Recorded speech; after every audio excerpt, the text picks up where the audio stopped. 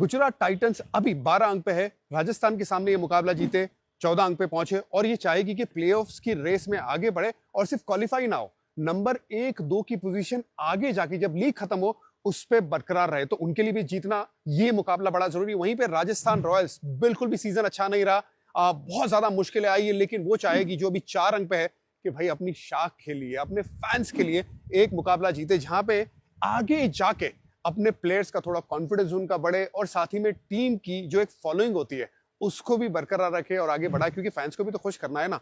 तो ये कड़ा मुकाबला है। इस मुकाबले में पिंक सिटी में जयपुर में 47वां मुकाबला है। बहुत दांव पेच है। वैभव सूर्यवंशी की बैटिंग, यशस्वी जायसवाल की बैटिंग, वहीं पे क्या रियान पराग का बल्ला चलेगा, क्या संजू सैमसन फिट होकर वापस आएंगे, उनकी गेंदबाजी में जोफ्रा आर्चर की वो तेज गति देखने को मिलेगी। वहीं पे मोहम्मद सिराज, राशिद खान, इनकी गेंदबाजी, प्रसिद्ध कृष्णा जो सबसे ऊपर है उनकी गेंदबाजी, और बल्लेबाजी में साई सुदर्शन, शुभमन गिल और जॉस बटलर, इनकी बल्लेबाजी को किस तरह से तोड़ पाएगी राजस्थान, बहुत कुछ है इस मुकाबले में। पहले बात करेंगे गुजरात की। गुजरात टाइटंस ने 31 मैचेस जीते जब से उनका डेब्यू हुआ है। इस लीग में सबसे ज्यादा मुकाबले जीतने वाली टीम है, सबसे सक्सेसफुल टीम है ये। सिर्फ चैंपियन ही नहीं बने 2022 में, लेकिन उसके बाद कंसिस्टेंटली मैच जीतते भी है। नंबर 2 पे लखनऊ सुपर जायंट्स आती है, उनका भी डेब्यू हुआ था, उन्होंने 29 मैचेस जीते, तब से लेके अभी तक बाकी टीमें उनका पीछा कर रही है। सो नंबर ऑफ मैचेस के मुकाबले में जो कंसिस्टेंसी देखने को मिल रहा है वो गुजरात टाइटंस की तरफ से देखने को मिल रहा है। इस सीजन भी 12 अंक पे पहुंचे हुए और वो बरकरार रखना चाहेंगे। अब ये ऐसा क्यों कर पा रहा है? एक तो जो उनका मैनेजमेंट है, जिस तरह से मैनेजमेंट चलता है, सीएस के मोल्ड के है, आशीष नेहरा उस तरह से कोचिंग करते हैं और टीम को उस तरह से चलाते हैं, रिलैक्स माहौल रहता है, बहुत ज्यादा कंप्यूटर का इस्तेमाल नहीं किया जाता। अब वहां पे ना अगर आप ह्यूमन टच थोड़ा लेके आते हैं, थोड़ी स्टेबिलिटी लेके आते हैं, तो ज्यादातर आपको अंडर प्रेशर वाली लीग में रिजल्ट मिलेगा, जो गुजरात को अभी तक मिल रहा है। उसमें हो क्या रहा है, उनकी गेंदबाजी बहुत पुख्ता चल रही है, लेकिन सबसे इंपॉर्टेंट जो चीज है, रेगुलर कंसिस्टेंटली अच्छी शुरुआत मिल रही है बल्लेबाजी में। साई सुदर्शन, शुभमन गिल और जॉस बटलर, तीनों का खेलने का अंदाज अगर आप देखेंगे ना, तो लो रिस्क क्रिकेट जो खेलते हैं, इस वजह से सामने वाली टीम के जो मेन गेंदबाज हैं उनको विकेट कम मिल रही है। अब ऐसा क्यों? हम केकेआर की बात करें, केकेआर के सामने लगभग तीनों जो उनके मेन गेंदबाज हैं, खास करके स्पिनर की हम बात करें, जिसमें मोइन अली को जोड़ दीजिए, सुनील नारायण और वरुण चक्रवर्ती, उन्होंने 11 ओवर डाली थी, लगभग 90 रन दे दिए थे, एक भी विकेट नहीं मिली थी उन्हें।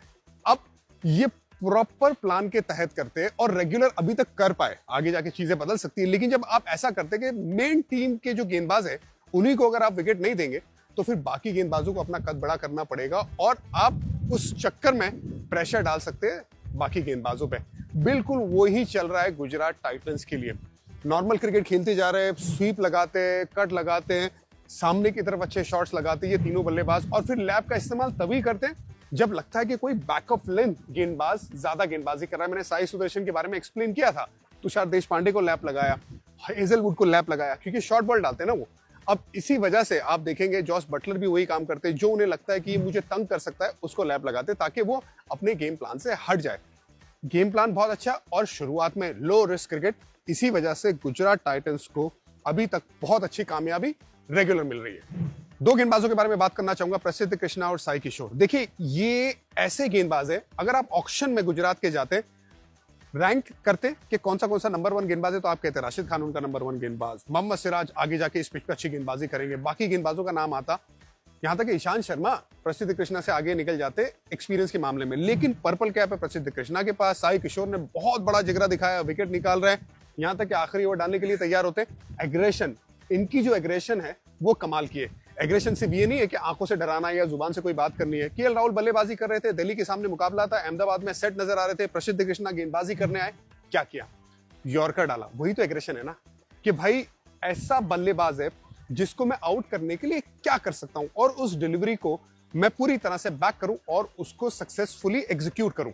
यॉर्कर डाला, हल्की सी स्विंग भी हुई, वो एग्रेशन है, वो यॉर्कर डाला। कोई अगर गेंदबाज तेज मार रहा है तो क्या कर रहे हैं, फिर स्लोअर वन डाल रहे हैं, जहां पे कह रहे हैं कि अच्छा ठीक है आप मार रहे हो, मैं स्लोअर वन ऐसा डालूंगा कि आपको इनवाइट करूंगा कि आप मुझे बड़ा शॉट लगाइए, मैं आपकी विकेट निकालूंगा। उसमें विकेट मिल रही है।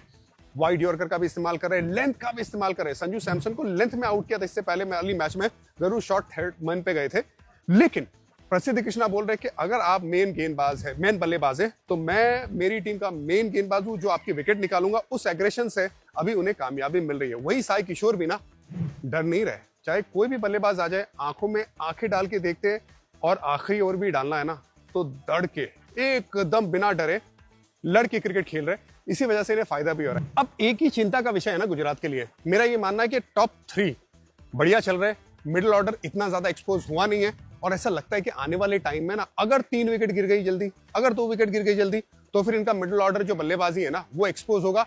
अब जब ऐसा हुआ एक्सपोज तो दिक्कत आ सकती है। आपको याद होगा लखनऊ के सामने जो मुकाबला आया था, फट फट फट विकेट गिर गई, 120 पे एक भी विकेट नहीं थी, फिर विकेट गिरी, उसके बाद ना लाइन लग गई और 200 भी पार नहीं कर पाए।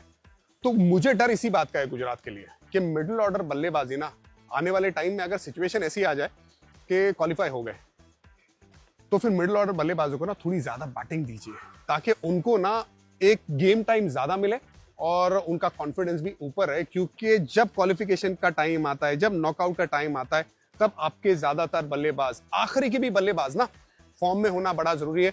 जो अभी मुझे लग रहा है कि अगर वैसा हुआ, जल्दी विकेट गिरी, तो गुजरात तकलीफ में आ सकती है। प्लेइंग 12 की बात कर लेते गुजरात की। गुजरात के 3 स्तंभ, साई सुदर्शन, शुभमन गिल, जॉस बटलर, ये 3 मजबूत स्तंभ। इन पे और जिम्मेदारी शाहरुख खान, सर्फिन रदरफोर्ड, वाशिंगटन सुंदर। वाशिंगटन सुंदर नंबर 4 पे है, लेकिन डिपेंड करता है कि अगर जल्द रन ये लोग 3 बना रहे हैं तो फिर थोड़ी ऊपर नीचे बल्लेबाजी हो सकती है। बाकी बल्लेबाज जो आखिरी के 4-5 ओवर मिलती है ना, तो आप शाहरुख खान, रदरफोर्ड, तेवतिया, इनको खिला सकते हो ऊपर।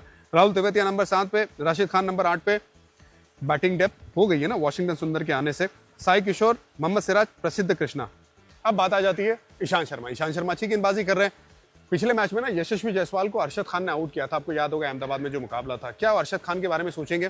सोच सकते हैं नई गेंद के साथ, और रबाड़ा का क्या स्टेटस है वो पता नहीं है, लेकिन इक्का दुक्का ही सोचेंगे यार, अनलेस कोई इंजरी हो गई। क्या एक और स्पिनर के बारे में सोच सकते हैं? अगर पिच में ग्रिप है, जो मुझे नहीं लगता राशिद खान को देख के ग्रिप वाली पिच देंगी जयपुर। सो मोटा मोटा यही टीम, एक फास्ट बॉलर, राइट और लेफ्ट कॉम्बिनेशन, ये देख सकते हैं। राजस्थान रॉयल्स पिछले साल 9 में से 8 मैचेस जीती थी। इस सिचुएशन में जहां पे अभी राजस्थान खड़ी है ना, 9 में से 7 हार चुकी है, सिर्फ 2 ही मुकाबले जीते। स्टार्ट अच्छा किया था, लेकिन उसमें आगे जाके बहुत गलतियां की। अब पीछे मुड़ के देखेंगे ना, तो मेन गलती कहां पे राजस्थान रॉयल्स की? ऑक्शन में आपने एक ही ओवरसीज बल्लेबाज रखा है, जॉस बटलर को जाने दिया है, बहुत सवालिया निशान है। आपने सोचा कि हम एक्सपीरियंस पे नहीं, हम एक्साइटमेंट पे, हम यंगस्टर पे दाम लगाएंगे, लेकिन अभी तक वो रिजल्ट मिला नहीं। अब रिजल्ट क्यों नहीं मिला? 3-3 बार अगर आप मैच करीब आएंगे जीतने के लिए और आप हार जाएंगे। 2 बार आखिरी ओवर में 9 रन बनाए, आप नहीं कर पाए। एक बार ऐसा हुआ आरसीबी के सामने, 2 ओवर में आपको 18 रन बनाने, आपके अगर बल्लेबाज भी वहां पे मौजूद है, वहां पे आप ये नहीं कर पाते, तो भी आप मैच हार जाते और आपको रिजल्ट नहीं मिलेगा। तो 3 बार ऐसा हुआ है जहां पे आप मैच जीत सकते थे। अगर वो 3 मैचेस जीत जाते तो अभी कहां खड़े होते? 10 अंक पे खड़े होते। फिनिशिंग लाइन वो क्रॉस नहीं कर पाया, उसमें बहुत छोटे छोटे दांव पेच है। और सरप्राइजिंग इसलिए भी है ना कि राहुल द्रविड़ की आगेवानी में आप ये काम नहीं कर पा रहे हो। सोचने वाली बात है, परेशानी वाली बात है, जो राजस्थान रॉयल्स अभी भी परेशान है। अब परेशानी वाली बात ये है ना कि हेटमायर जैसा बल्लेबाज, जिसका स्ट्राइक रेट ना वो आखिरी के 5 ओवर में लगभग 200 का रहता है, वो एक भी छक्का लगा नहीं पाए। जब आपको 1 या 2 ओवर में आपको लगभग रन बॉल चाहिए, या आप सोच लीजिए 8 या 9 रन चाहिए पर ओवर, जो 2 बार हुआ है। दोनों 2 बार उस गेम में थे, और यहां तक कि आरसीबी के सामने उस छोटे मैदान में वहां पे भी हेजलवुड को आउट हुए, एक भी छक्का नहीं लगा पाए। ये कैसे हो सकता है? वेस्ट इंडियन बल्लेबाज गेम को फिनिश नहीं कर पा रहा है। इसी वजह से जिन्होंने, राजस्थान ने उन पे दांव चला था कि ये हमारा मेन लड़का है, हम जाने दे रहे बाकी बल्लेबाजों को, लेकिन इस पे दांव रख रहे हैं, ये हमें मैच जिताएगा। अगर सारा दारोमदार आखिर में गेम खत्म करने का उन्हीं के ऊपर है, अगर वो नहीं कर पा रहे तो फिर दिक्कत होगी। और दिक्कत ये भी है ना कि बहुत ज्यादा क्रॉस खेलने जा रहे हैं। आप देखेंगे हेजलवुड को कैसे आउट हुए, बैट बंद कर दिया, इनसाइड एज लगा, कॉर्ट में आउट हुए। फिर एक और मुकाबला था जहां पे शॉट फाइन लेग थोड़ा बाहर की तरफ था, वहां पे भी बैट बंद कर दिया, आउट हो गए। ऐसे जो बल्लेबाज रहते हैं ना, जो एग्रेशन दिखाते हैं, उनका काम रहता है जितना हो सके अपने शेप को होल्ड करना है और कोशिश करना है कि सामने मारे। जरूर इनकी जो ताकत है लेग साइड है, मैंने भी गलती की कई बार। मैं सिर्फ अगर लेग साइड का सोच रहा हूँ, गेंद में ताकत नहीं आती है, लेकिन अगर मैं सामने का सोचता हूँ और लेंथ मिल गई और फिर मैं लेग साइड जाता हूँ, मेरे लिए आसान हो जाता है। एग्जैक्टली मुझे लगता है हेटमायर की गलती वही हो रही है। बैट जल्दी बंद हो रहा है और गेम को खत्म नहीं कर पा रहे। क्या वो कोशिश करेंगे ज्यादा सीधा खेलने की? लेंथ मिल गई तो मार दीजिए लेग साइड पे। और इसी वजह से राजस्थान को ना सीधा सीधा नुकसान हो रहा है, क्योंकि ये छोटी छोटी, चाहे वो टेक्निकल गलतियां, टैक्टिकल गलतियां राजस्थान और हेटमायर कर रही है। यशस्वी जायसवाल पहले 3 मैच में ना उनका बल्ला बड़ा खामोश था, अपनी गलतियों को ठीक किया, ज्यादा वी में खेलने गए, मतलब सामने खेल रहे थे और बल्लेबाज के तौर पे गेंदबाजों को कम चांस दे रहे थे, और इसी वजह से वो रन भी देखने को मिल रहा है। अभी राजस्थान के हाईएस्ट स्कोरर है। संजू सैमसन का ना होना उस वजह से भी ना इनके ऊपर जिम्मेदारी बढ़ जाती है। तो इस मुकाबले में भी इन पे जिम्मेदारी रहेगी, क्योंकि रियान पराग की भी कंसिस्टेंसी देखने को नहीं मिल रही है, रन नहीं आ रहे, हेडमायर का बल्ला नहीं चल रहा है, जुरेल गेम को जिस तरह से फिनिश करना चाहिए वो कर नहीं पाए, अच्छी बल्लेबाजी वो भी कर रहे हैं। तो फिर कौन सबसे बड़ी और लंबी इनिंग खेले? वो है यशस्वी जायसवाल, जिनके पास काबिलियत है स्पिन को और फास्ट बॉलर दोनों को अच्छे से खेलने के लिए। वैभव सूर्यवंशी ये ऐसा लड़का है कि अगर इसे रेगुलर खेलने को मौका मिले ना तो वो बहुत आगे नाम कमाएगा, बहुत इज्जत कमाएगा, डरता नहीं है, एग्रेशन दिखाता है। लेकिन वही है, एक और बार क्या शॉर्ट बॉल पे थोड़ा सा वो टाइमिंग पे ज्यादा तवज्जो दे, बजाय कि बस उसको भी ना हर बॉल को मारने की कोशिश करे। यंग लड़कों में वो एक्साइटमेंट होता ही है, ये तो खैर बहुत छोटा बच्चा है, लेकिन इसको देखने में बड़ा मजा आता है। उम्मीद यही है कि इसे रेगुलर खेलने का मौका मिले। टीम कॉम्बिनेशन की भी बात आएगी ना, अगर संजू सैमसन आ जाते तो क्या उन्हें बाहर बिठाते या शुभम दुबे को बाहर बिठाते, ये देखना होगा। देखिए प्लेइंग 12 में ना बहुत सोच समझ के इनको टीम बनानी हुई, क्योंकि सामने वाली टीम में ना टॉप हैवी टीम है, 3 ऐसे बल्लेबाज है कि उनको आउट करने के लिए आपने प्लान बनाना ही बनाना है। अब उसके लिए आपको नए बॉल के लिए तो अच्छे गेंदबाज चाहिए ना, दोनों छोर से। एक जोफ्रा आर्चर है, दूसरा क्या आप सोच रहे कि तीक्ष्णा, या आप सोच रहे फजल हक फारूकी जो नई गेंद से स्विंग करा सकते, जो पिछले मैच में खेले थे, क्या उन्हीं को बैक करें? मुझे लगता है कि पुख्ता नए बॉल पे गेंदबाजी होना पावर प्ले में बड़ा जरूरी है गुजरात के सामने। खैर देखते हैं यशस्वी जायसवाल, और फिर बाद में अगर संजू सैमसन आ जाते तो वो संजू सैमसन, फिर वैभव सूर्यवंशी को मैं चाहूंगा खिलाए तो वो नंबर 3 पे खेले अगर संजू सैमसन आ जाते। अगर संजू सैमसन नहीं आते तो नीतीश राणा नंबर 3, रियान पराग, ध्रुव जुरैल, सिमरन हेटमायर, शुभम दुबे, पर वो संजू सैमसन नहीं है। तो अगर है तो फिर मैं चाहूंगा शुभम दुबे बाहर जाए और वैभव सूर्यवंशी नंबर 3 पे खेले, उससे नीचे नहीं। फिर वनिंदु हसरंगा, जोफ्रा आर्चर। अब बात आ जाती है ना फास्ट बॉलर की, कि आप फजल हक फारूकी को खिलाएंगे या फिर आप कहेंगे कि नहीं हमें महेश तीक्ष्णा के पास जाना है। ये बड़ा डिसीजन आपको लेना पड़ेगा। मैं चाहूंगा कि अगर आपको लगता है ना महेश तीक्ष्णा नई गेंद पे उनको आउट कर सकते, चाहे वो बटलर हो, शुभमन गिल, तो फिर महेश तीक्ष्णा को खिलाइए। लेकिन अगर आपको लगता है कि भाई यहाँ पे वो पिच पे भी डिपेंड करता है कि स्विंग ज्यादा होने वाला है, हम घास वाली पिच देने वाले, तो फिर फजल हक फारूकी को, तुषार देशपांडे या कुमार कार्तिक है, क्योंकि आपके पास फास्ट बॉलर तो हो जाएंगे ना अगर आपने फजल हक फारूकी को खिलाया। नहीं तो फिर आप तुषार देशपांडे। लेकिन भाई आकाश मडवाल का क्या है यार, आकाश मडवाल को लेके आओ ना यार। मतलब खैर मैं बोलता गया और वो तुषार देशपांडे को खिलाते गए। ऐसा नहीं कि अच्छा गेंदबाज नहीं है, लेकिन आकाश मडवाल बुरा लगता है यार, वो मुझे लगता है बड़ा अच्छा बॉलर है। खैर फिर संदीप शर्मा।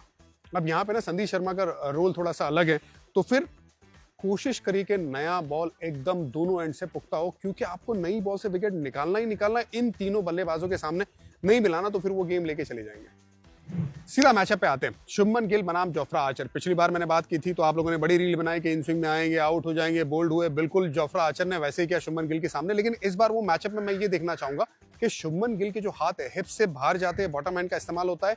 अब जब इन स्विंग के सामने आपका हाथ घूम के आएगा तो लेट हो जाएंगे, जो पिछली बार हुए थे। और शुभमन गिल के साथ इन स्विंग में वो तकलीफ है। मैं इस बार ये देखना चाहूंगा बॉटम हैंड को थोड़ा सा लूज रखे, हिप के पास दोनों हाथ रखे, और वहीं से ना बड़ा सर्कल नहीं छोटे सर्कल में सामने लेके आए बैट को, ताकि इन स्विंग को जल्दी से निगेट करे।